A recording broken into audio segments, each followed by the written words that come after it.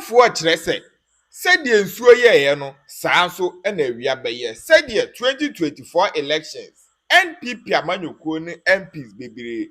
Elusu omusit omu ano moye popular amanfo andan dwene ho da se ebetimi atu omu afiri so do Ghana fo etu omu firi so se omu nkonko tena fie for 4 years na omu nkosua nyansa na omu nsan famra na no na amanfo nso kire se 2028 elections bekoso no NDC amanyukuo no a eye omunya overwhelming majority in parliament amanfo kire se 2028 said ye nsuo ye no sanso ene eye awiabaye NDC amanyukuo na MPs bebre ebelu so omu seat ebo 2028 elections na enya asem ketua na amanfo bi de nsem wei aba beto onom esanso ede one na nase kokobobi akọ ede ama His Excellency John Dramani Mahama enya asem ketua na abusia ni nyina no eye nei NDC amanyukuo no MPs any ministers bia eye omuwo NDC amanyukuo no mo performance so far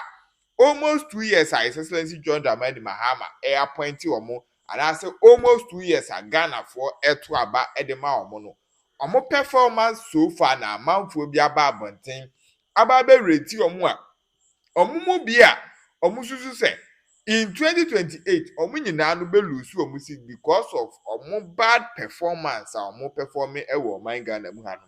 Amanfo no the list ni nyina no aba beto abonti a enya asem ketua na the majority factor be ma sankofu wi lose omu seat in 2028. Enya nipa enya asa enya man yinkwa na aka ho asem. Amanfo omu ye research works into elections in Ghana. Dodo na no de ho asem aba beto abonti omu chese NDC amanyukuo ne MPs dodo na ebelu so omu seat in 2024 elections. Now, we major reason why and as a major factor which is because say NDC amanyukuo ne MPs amo malu so omu seat in 2028 elections no abusia ano edin yie pa die emu ba kwa na eka ho eye galamse won sense ma nei o chese NDC amanyukuo ne MPs dodo na ano ede omo ho ageo galamse emu ewo mu various constituencies a enya asem ketua other reasons ka ho a ebema NDC amanyukuo no MPC alusu omu seat in 2028 elections no say eno kan dunyame kan nyankopon osoro e wa John Dramani Mahama what disappoint me, what disappoint Ghana for so Ghana for pepa omunya wo mu no 2028 wo ministers and I say MPs no bebre belusu because omo a ye gina wo asem so de to abama omo e wo constituencies ni regions ni bi ni ba bi bebre no omo ankasa say wo wa wo nkrofo na ye wa John Dramani wa wo nkrofo na wa fa omo ye MPs na omo du achi Ghana for to abama omo bebre no omo mpehwe aso omo na etu galamse no me MPs no most of them omo mpehwe aso omo ni omo DCs any CEOs na etu yen kasem wa akwawo Echo TV ye kasem na ye yi video a kire wo wa wo hwe video no so a wo beti asem na ye kana se yen kan bi watam ye be kam wo se ye wo ye ne nye emwa Ghana fo udi Ghana fo udi Ghana hwamo de na paso ye no ye wa John Dramani Mahama NDC ye galamse che party bia wo Ghana me see NDC ye galamse che party bia wo Ghana mo hwe video so no obuase military barracks. Military barracks. Military barracks. A hokore jam den. A hona MPP for you. And ya pam MPP free so. Now one is also way in 120 days. Woman said coffee. Any Milo. Coffee ni Milo. Coffee and Milo. Coffee and Milo. Then no more no. NDC barracks. One two from Teobia. Military barracks. John Dramani Mahama, so we am telling you. One go for the two from Teobia. Mayanka. Ana aponje wo kokodi na wo mu ade ahwe enso hwe a wo aponche wo aponche Mayanka na okoye o gaga isem mo hwe galamse atia te seche de bia menim bia o wiaso atia te seche de bia galamse under John Dramani Mahama galamse a set Ghana ni ba biara obi a wo hwe bia di masem so 2028 yansi sɛ ɔmɛma Ghana ɛbɛkɔ akɔhyɛ fam ɔbusi kroma yɛ de obi aka sɛ kroma yɛ de ɛkɔ a yɛtumi tena hɔ saa customers ma ne yɛato ne asasa la ko bia se kroma yɛ de bebree na mpɛ sɛ ɔmbɛka no kɔ because ntos sɛ me tontos kitikiti baako 5 cedis so what is the essence of akɔfo aka sɛ nneɛma mu ayɛfo abla me tontos 5 cedis eti finance minister ebia sɛ ɛboa na ɔmbɛtwa ato sɛ wo nipa simesi ana wa wotonse munya market ana ta mo bibia enye baako a na mo ni jadifo na kasa na mo bibia ye baako mo me hwe market ni maye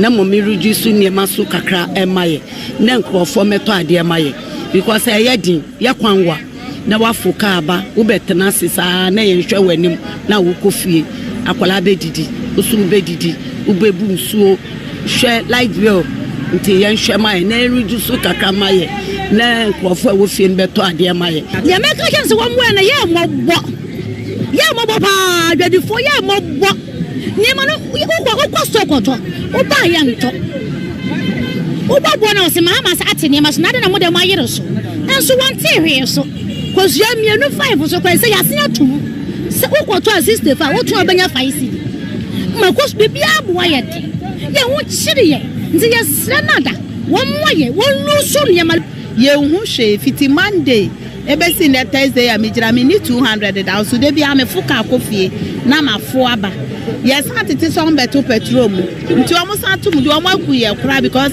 say no car no me fi mala mo ba me fro 3 times and some ma bedu akra anwumira kura de etwa price to so wo kwa kaso 50 30 wo kwa mala ma 20 wo ni sika na che se wo be gina ho sa ebu ho akia to na yefo ansa na yakofie nti yesra wo omo ngo niema mo ma kakra niema mo pa no poso ene papa de ni bi rubber de no ono a enframa udisi ja so oche na ye udisi for enframa fa so na ye den no pa na ya teso amaye o customer ya se atutu bibia mu o ko ta de na ade be chi o se atu ya na so ne da be na yotu bo de o se atu nti yo so ya ba ne so ya atu ya fita no pa ya ba ya nto ade 50 Ghana mpo ma ye mpacho ni amane de Shenkoso na sana yetonu asa na yetonu ebia price no omu sana price no kono emba for sana etini sa na fe de say ye be budget na ebia nyama cost ye be ye de yenim de be ye enchi ye pa cho be kan budget a emra na cha cha omu chichi nyama so mai na ye nya ye hu di so ti ase de cha de Shenkoso wo krom sesi a de enuoma ne se ne enuoma ekono esi enuoma ekosoro sesi afitiano pakura me ba ya me bebe shedwa metensa wom na me fo kamba afitiano pa me bebe shedwa me ba ko ge chako 20 cedis me ba ko na yato obi aba no bebisa na aka 20 cedis na o se ne boy den ye nte so o se the pep student o bebisa pep student me ti 20 cedis o se enso ye ma 15 cedis me so me kokoton store ton 18 cedis me ton 15 cedis sesi enuoma ekosoro ti yeslemo mon hwe mai na enuoma emra fom. For those traders, the numbers in the budget will matter only if they translate into lower costs, more customers, and a little relief at the end of the day. As Parliament prepares for the Finance Minister's address this afternoon, the women and men of Makola say they are not looking for promises. They are looking for proof that the economy is beginning to work for ordinary Ghanaians once again. Safa Boyni, TV3 News, Makola. I've heard you speak on the floor of Parliament. One of the issues are why consistent about, and I believe, sir, announce one major issue we determined the elections 2 years ago. Now, unemployment. And on unemployment, what casa be brain, especially on 24-hour economy. Ochina, the minister presented budget review now.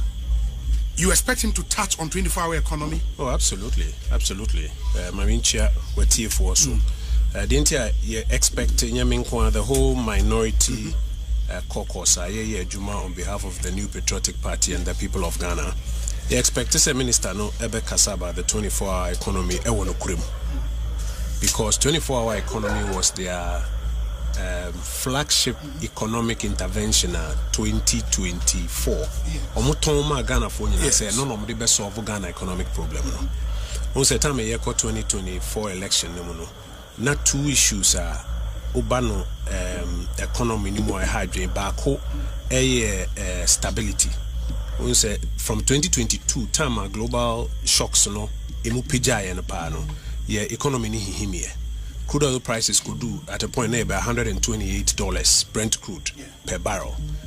Currency no na depreciate significantly. And the petrol prices on the Ghanaian market, senior petrol so translate into transport fares near Duanini Bibia. Na you started a process of recovery. Obekaya, our process of recovery, under the IMF program, and no boy made inflation bad down 54%, be do 23, appreciation of the currency started in Q4 2024 near there. By the time, another problem, so they say nipa be near Juma. In fact, unemployment was about 31% at that time. Into our promise, they say the 24-hour economy, but then the productivity be in the economy. We say Juma ba kunipa mi ensa 3 shifts number. Until they could triple the workforce around that time. Now productivity no so be to me my export near forex. Na ma currency no so ejina. That was the economic strategy the buy the year nyoma youth ni energy and idea. Since buy you so abandoned 24-hour economy as they advertised it to us. Have they? They have abandoned the 24-hour economy as they advertised it to us. Some catch say 133. Yeah, but they told you it's a first year, no? Now say put building blocks together, and you called for sa document. Absolutely. Absolutely. The policy document nearby. Absolutely. Almost say set up a secretariat. The office. The home run abba.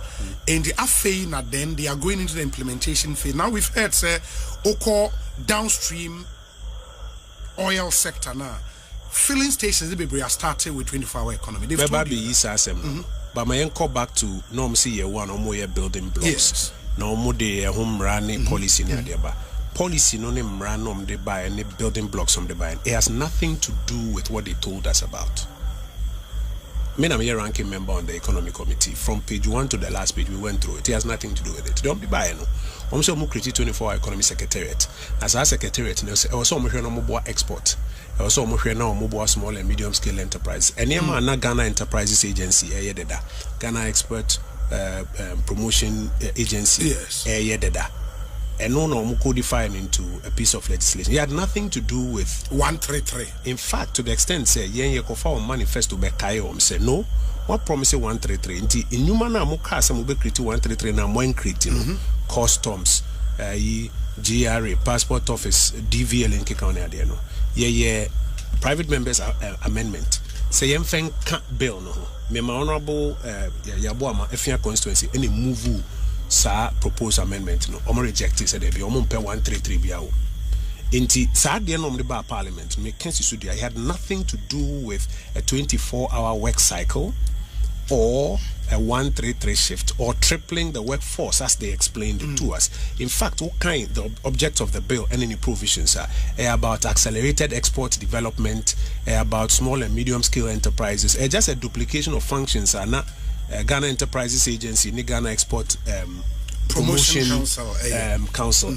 And until now, we no say almost a more can say almost signing MOUs of about $5 billion. Or more asanso the list be about some filling stations be Charlie laughable. And let me tell you why it's laughable. Obi. You know before NDC near several filling stations are here 24 hours. And now several filling stations are here anajo. Yes. Now Friday nights me call Potters Echo Bompire. Oh sorry I appear bet say India for na ye adwuma on factory bi wo Potter City Etelwano. Even before the NDC came to power. But some person who say policy now would buy there's a positive correlation between that policy and Ubia. What you do is say would demonstrate so Ubia policy intervention we na me de buy.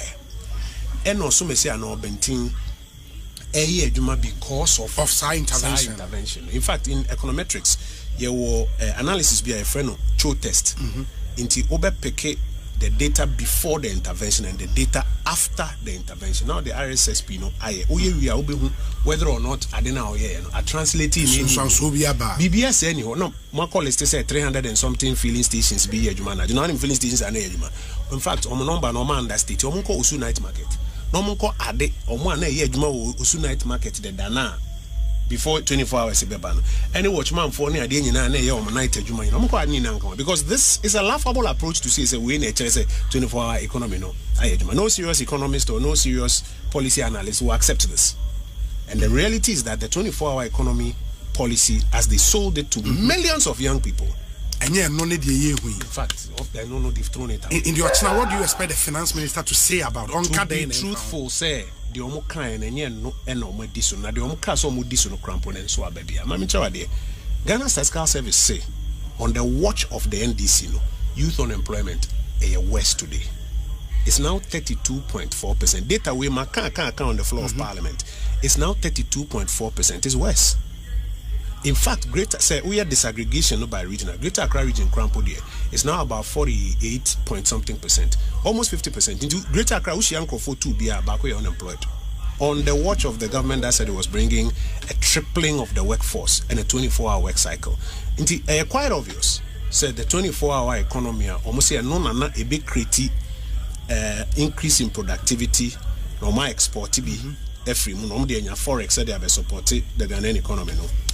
Yamutu. It's not happening. In the current budget, are buying a implement make budget available for 24 hours. 110 million Ghana cedis. Out of Sika, appropriate amount. For the last 2 years, do you know how much money that we have given them? The people of Ghana have given the NDC government. As a Sika buying and spending yeah, the amount buying say on farm more. Now on what they open for on one priorities. On no be choose. Some budget no enyama na metro. On no tro one. Ti the yen sky the amano. So on share for the priorities. Unim 650 billion Ghana cedis.